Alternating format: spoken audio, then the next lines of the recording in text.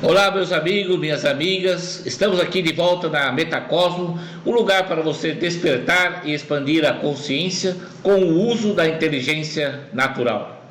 O meu nome é Fernando Avance e o tema de hoje é os 3 tipos de alma. Vamos falar de um tema muito importante, complementando aquilo que nós falamos ontem sobre a questão do criacionismo e do evolucionismo. Por que esse tema está relacionado exatamente a isso? Porque para o criacionismo existe apenas uma alma, que é a alma infinita, ou seja, ela tem um começo, que é a criação, e essa alma se torna infinito. Esse é o conceito do criacionismo. Já para o evolucionismo, no caso, a evolução feita pelas religiões, principalmente o hinduísmo e o budismo, diferentemente da ciência. Já vamos falar sobre a ciência. Mas para as religiões evolucionistas, que vêm lá do Oriente, o hinduísmo, o budismo, por exemplo, existe uma alma eterna. E isso significa que nós somos centelhas divinas da grande mônada. Mas antes vamos entender como que são essas 3 tipos de alma. A palavra alma, ela vem exatamente do grego, de ânimos, e significa exatamente o alimento do corpo. Em outras palavras, também pode significar a respiração. E esta era a maneira dos gregos analisar a questão das almas. A respiração, então, portanto, ela inicia no próprio corpo físico. O corpo físico, ele é a morada da alma mortal. Temos a alma infinita, que é a do corpo psíquico, que seria a sua mente. E essa alma infinita, ela tem 2 manifestações, uma é o plano astral e outra é o plano mental. Pelo plano astral, você registra tudo que você faz na sua vida, todas as suas experiências, permite que você altere os astros. Veja só que interessante, a maioria das pessoas acham que os astros é que alteram a sua vida, mas é ao contrário. Você, com suas experiências e provas, manda o éter para os astros e os astros, aos poucos, vai evoluindo conforme suas experiências e provas. E é por isso que no plano astral é a residência da sua memória akáshica.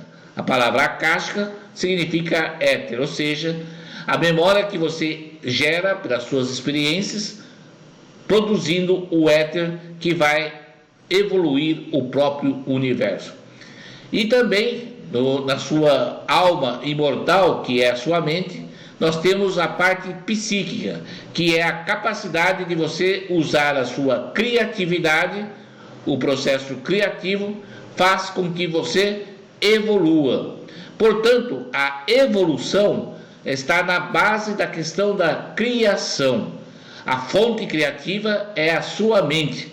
Portanto, tudo que você manifesta no mundo físico nasce da alma infinita. O que é alma infinita? Ela teve um nascimento e depois ela não tem mais a morte.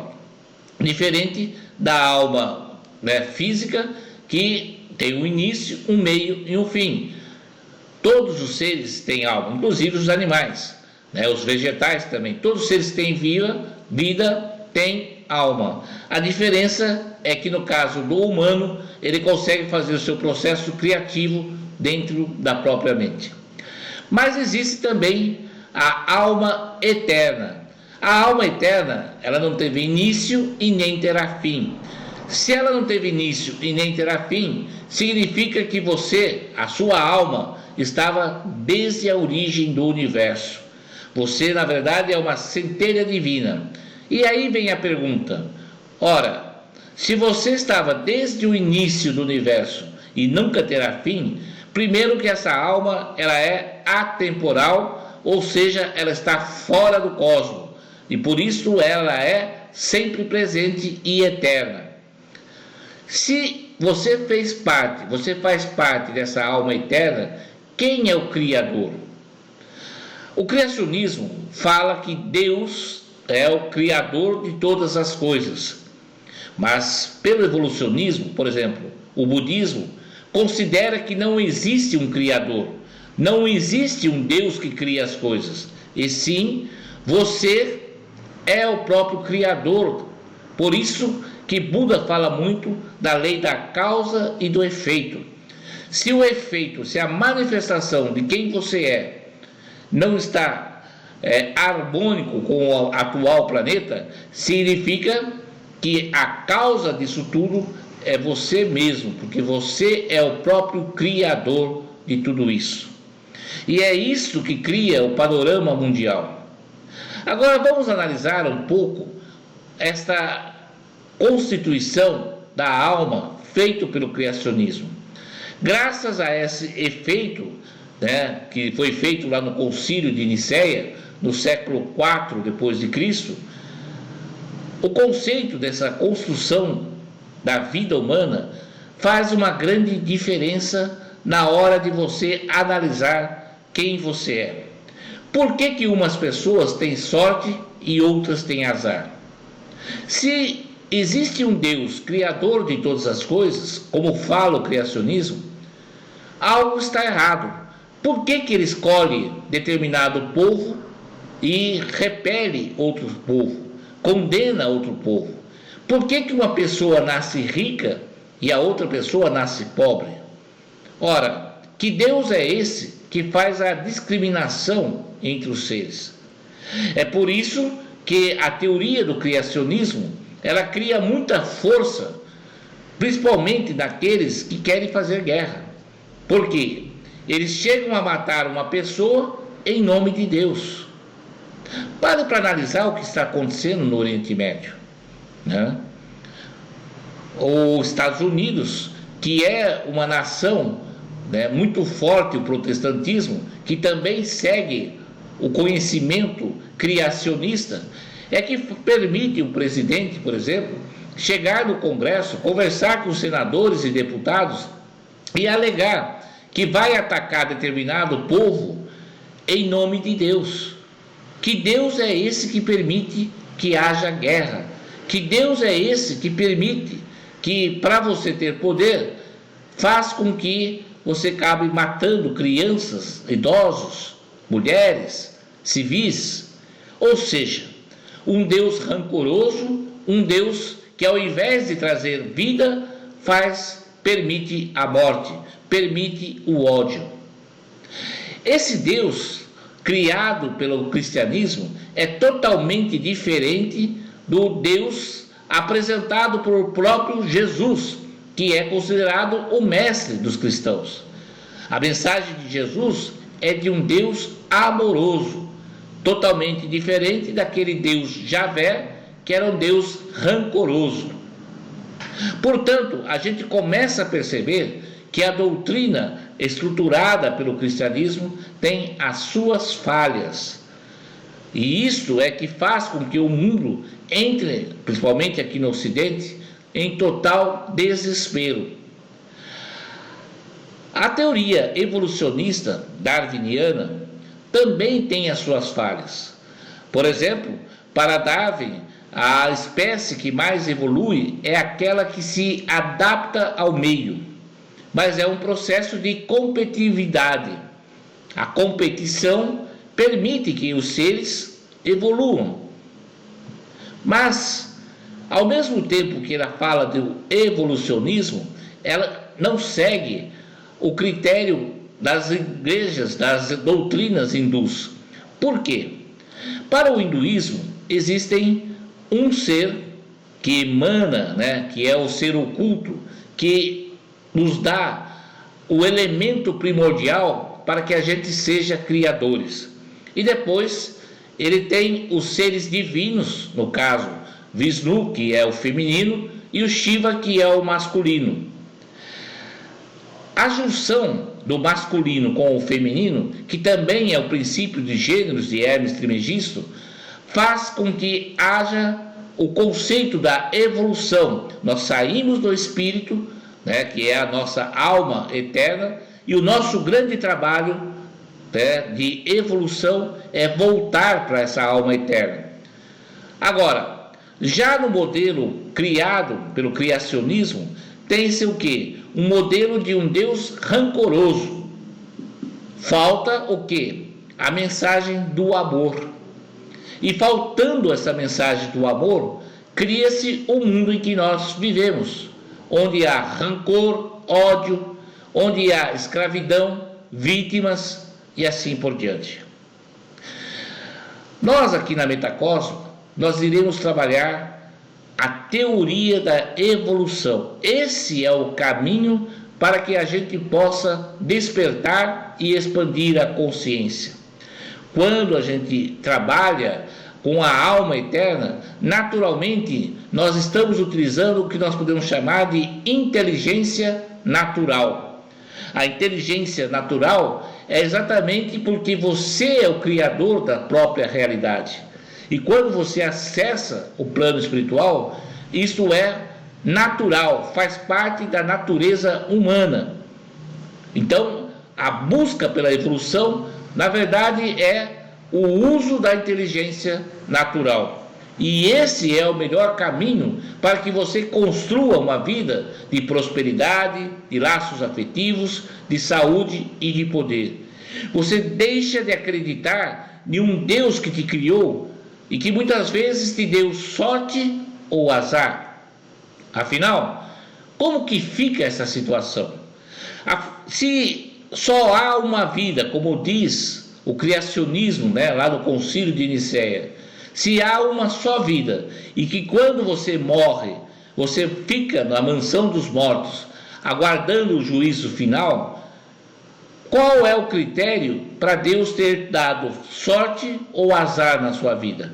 Perceba que há um erro nessa doutrina, porque então nós temos um Deus rancoroso que divide a população, e isto é totalmente incoerente com o processo de expansão e despertar da consciência. Quando nós falamos do grande passo evolutivo que nós vamos dar na nossa vida, é exatamente ao irmos para uma consciência cósmica, nós buscamos o quê? A fraternidade, e a fraternidade é feita por irmãos, onde não há diferença. Tudo bem que alguns irmãos podem ter um patamar evolutivo mais avançado, mas isso não lhe dá o poder para massacrar aqueles que ainda estão no início do processo evolutivo. É como se fosse uma grande árvore, aonde o tronco da árvore é exatamente o que? A origem, né? A sua mente que dá origem aos demais galhos. E as folhas dessa árvore são manifestações da sua alma, ou seja, são as manifestações físicas da sua alma. Agora, aonde que está o espírito da árvore? Está exatamente na seiva. A seiva é quem alimenta a árvore para que ela possa ter vida. Portanto, a alma eterna é a seiva, é aquela que te dá vida, e ela é invisível. Portanto, o caminho para nós construirmos um mundo bem melhor é exatamente a compreensão que nós estamos evoluindo. E esta evolução busca claramente a volta para o espírito, a volta para a alma eterna. E a alma, que é um fragmento do espírito, né? A alma infinita, ela é um fragmento do espírito. Então ela nasce, mas não morre. Por que não morre? À medida que o seu corpo vai falecendo, ela vai se manifestando nos universos paralelos. E isto mostra que quando você faz uma ação na vida presente, você está alterando todo o conhecimento de suas almas que estão sendo manifestadas nesse exato momento em universos paralelos. Sendo isso uma verdade, qual é o sentido de você ir ao cemitério e rezar por um corpo que tinha uma alma finita? Não faz sentido nenhum. Por quê? Você vai e reza por algo que já não existe mais. Ao rezar no cemitério, é como se você estivesse rezando para um tijolo. Por quê? Aquele corpo que está lá dentro já não tem mais a alma, nem a finita, porque ela já morreu. Agora, se você quer realmente pensar na alma infinita, talvez o caminho seja a meditação e o processo de iluminação. E esse processo é que faz com que você possa conversar com as outras manifestações da sua vida, inclusive com aquelas pessoas que nesta vida manifestaram com você e já deixaram esse mundo. Porque a alma é infinita, ela não morre, apesar de ela não estar se manifestando mais nesse universo local que tem o tempo Cronos. O tempo Cronos, ele é findável. Já a alma, que é infinita, ela vive no tempo Kairos, ou seja, na eternidade. E isso é o principal conhecimento para nós sabermos por que as religiões que buscam a questão do criacionismo, que começou no Concílio de Nicéia com o Vaticano, né, com a Igreja, depois se espalhou nas suas ramificações, entre elas o islamismo e o próprio protestantismo e assim por diante. Veja que esse conhecimento é fundamental para você compreender o conhecimento que você começa a receber, que é um conhecimento construtivista. Nós estamos nesse mundo para, através da criatividade, da colaboração e da compaixão, construirmos um mundo bem melhor. E esse é o fundamento de você utilizar o código da consciência. Tá bom? Muito obrigado por tudo e lembrando que na terça-feira, às 7h30, nós iremos fazer uma live exclusiva para os alunos do curso básico do Código da Consciência. E amanhã nós teremos um tema muito importante. Gratidão a todos, seja magnífico, seja eterno, seja o amor. E assim é.